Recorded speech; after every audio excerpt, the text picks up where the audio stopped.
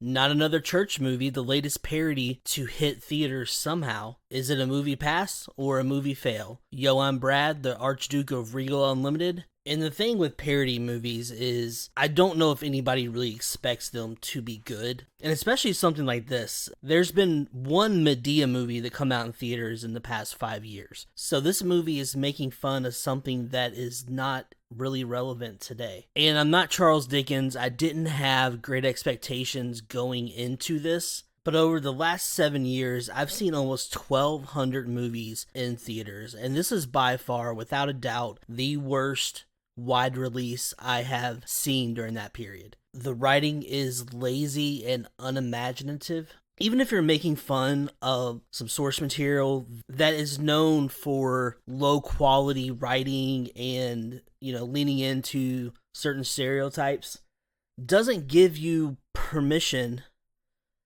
to do the very same thing and actually do it worse. That is not what a parody movie should be.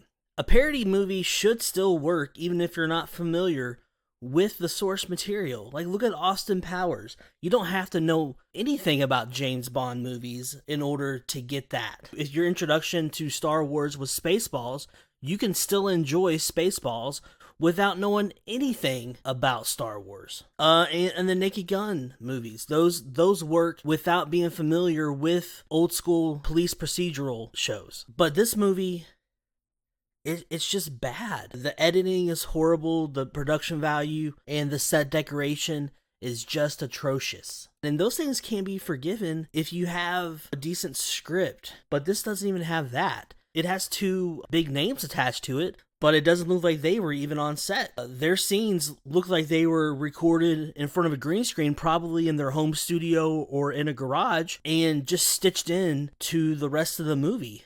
And this goes without saying, but this is one of the biggest movie fails that I have ever seen.